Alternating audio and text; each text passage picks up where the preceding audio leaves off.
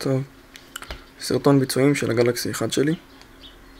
כמו שאתם רואים, הטלפון מגיב במהירות C, ממש כמו גלקסי 3. זה תפריט של הווידג'טים שלו.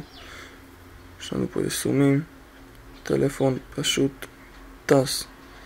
אנחנו ניכנס רגע להגדרות. זה ההגדרות שלנו, מידע על הטלפון. אנדרואיד רץ על גרסת אנדרואיד 4.222 ג'לי בינס, שזה הגרסה הכי חדשה כרגע בשוק, אפילו הגלקסי 3 שלי לא רץ עליה.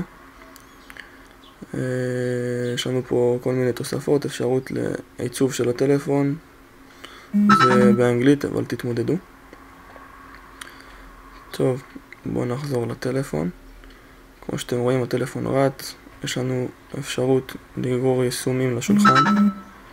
כל יישום שנרצה פשוט נלחץ ארוך ונגרור כמו בגלקסי 3.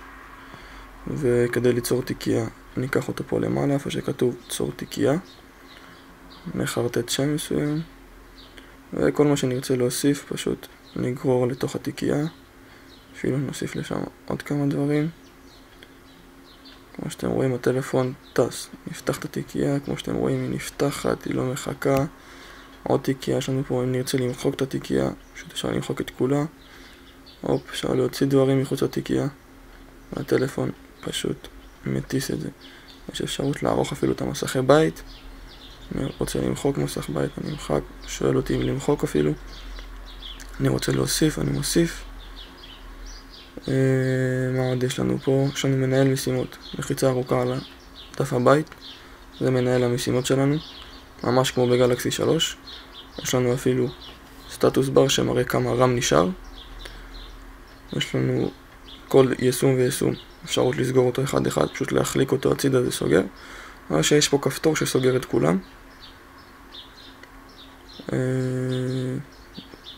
וזהו, הטלפון פשוט טס כמו שאתם רואים. ניכנס לחייגן, תראו, פשוט לא חושב, זה חייגן של אנדרואיד 4.2.2.